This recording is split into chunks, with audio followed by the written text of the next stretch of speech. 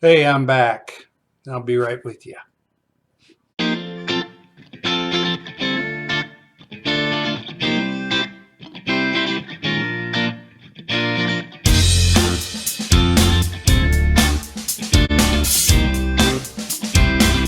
Okay. I'm not going to go into all of the difficulties I've had lately, but I have finally got my computer back from repair, and I've got all my programming, or at least the important stuff, back on here. I don't have all of it on here because apparently, according to the guy doing the computer repair, my platform is so old that the corporation no longer supported half the stuff that was on there, which really kind of screwed me all up. But yeah, something got in on Microsoft and buggered up my computer. I don't know. Anyway, I'm back. And boy, there's a lot to talk about. And we can't just talk about one element. I'm trying to keep these down around 10 minutes, but there's so many different elements coming together right now. It's really hard to tell uh, where one ends and another starts. But watched uh,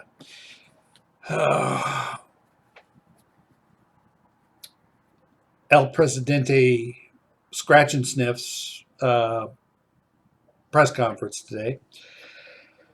I use the term El Presidente because that's usually the term you use for Banana Republic, which is really what they're trying to create here. For those of you who don't know what a Banana Republic is, um, it's basically a top-down, almost totalitarian regime government. And that's basically what they're trying to create right now, a top-down regime. Just look at what they're trying to push through Congress right now. The voter thing. Okay, the Constitution clearly outlines how this is supposed to work. According to the Constitution, which is supposed to be the law of the land, it is up to the state legislatures. The state legislatures to make policy on elections. This was done for a specific reason. Okay. It's the prerogative of the state legislatures precisely to keep from happening what the Democrats are trying to do, which is they're trying to institutionalize voter fraud. I mean, you look at what they're trying to do here.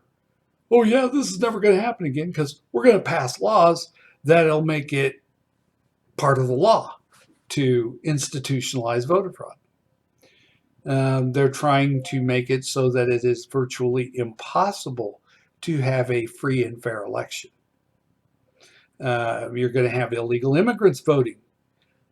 Can't stop it.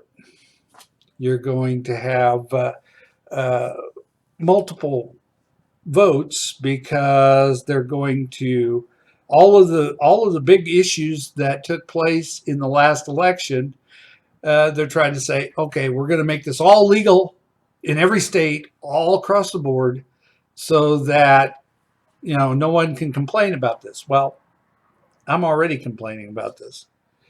Not that with Biden and company in the White House, there's going to be any fair elections coming up soon anyway, and of course John Roberts backpedaled on that too. So yeah, there's not going to be any free and fair elections coming up anytime soon, I don't think.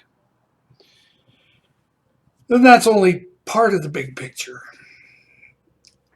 Has anyone else noticed, and this is huge, has anyone else noticed that mass murders are up again? Yeah, we had a lot of them during the Obama administration. A lot of them, where you'd have some gunman, some crazed gunman going out and shooting up a high school or an elementary school, or usually a school, somewhere where they knew there was going to be no way to fight back. It had to be a gun-free zone.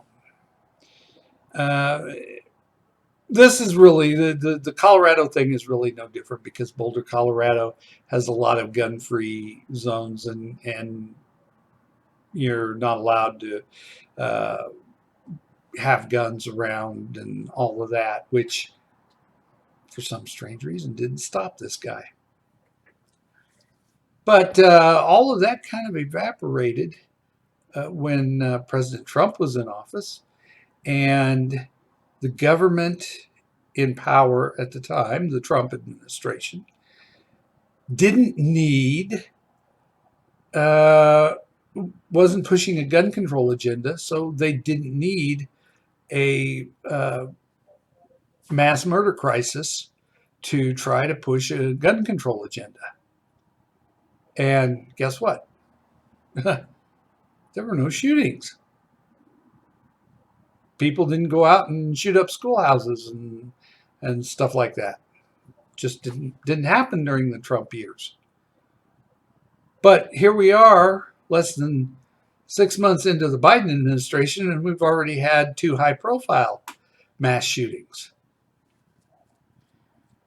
And all while trying to push through a massive gun control boondoggle to eliminate guns from the hands of uh, law-abiding citizens.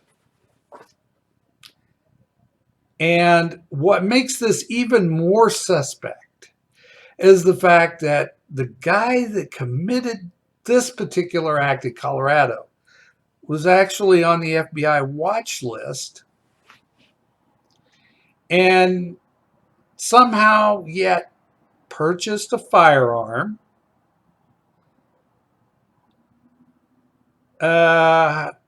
Did they just give him a pass on the background check? I mean, I have to wonder because I bought a hunting rifle several years ago and I had to pass a background check. I was going to an auction, just an auction a couple of years ago, and they had a couple of handguns on there, a couple of revolvers, and I thought, wow, those look kind of cool. I wouldn't mind having one of those. But in order to do that, I had to go to the sheriff's office, fill out a form to get a handgun purchase permit, and I had to have that with me if I had managed to bid high enough to get the revolver, which I didn't, but that's neither here nor there. The fact of the matter is, though, there are hoops you have to jump through already in order to purchase a weapon, a firearm. He didn't apparently have to jump through these same hoops. Now, how does somebody who's on the FBI watch list purchase a firearm without jumping through any of the legal hoops, particularly in a state that is known for its kind of leftist lean, and the fact that they are going to go overboard enforcing these background checks and stuff. And yet, this guy gets away with it. And next thing you know, he's shooting up a supermarket. That throws up, you want to talk about red flags, that throws up a huge red flag right there. And not anything to do with him per se, as much as it is a red flag with the government. How did he do that? Was it an inside job? Was there somebody involved in that somewhere that was giving him a free pass, knowing full well that this could come back and be a crisis that the Democrats could use, especially since right now they're trying to push through a boondoggle of a bill that is absolutely worthless. It's not going to stop any criminal act with a firearm. All it's going to do is make law abiding citizens who choose to exercise their Second Amendment constitutionally guaranteed rights criminals. I have to think that, you know, there's probably going to be somebody out there that's saying, oh, that's a conspiracy theory. Yeah, there's a lot of those around. But this one just doesn't seem to make a lot of sense to me. So I'm going to say, yeah, probably conspiracy theory here. Just because it doesn't seem to, it doesn't pass the smell test at all. So, you might get the idea. I'm not happy with the way things are going right now. And you're right. I'm not. I think Biden is dragging this country down, but I think he's doing it intentionally. Or his handlers are doing it intentionally. I really don't think Joe Biden really has a grasp on it at all. I've watched him fall up a flight of stairs on an airplane. And someone who has a few cognitive issues myself, I can see the issues that he's having. And if he's not being treated for this apparent degenerative cognitive decline, that makes it even worse. So, for the leader of the free world to be a little bit out of it, that's not necessarily a good thing. And I can see by the little timer that I've gone over again, and I will do my very best to get back to you.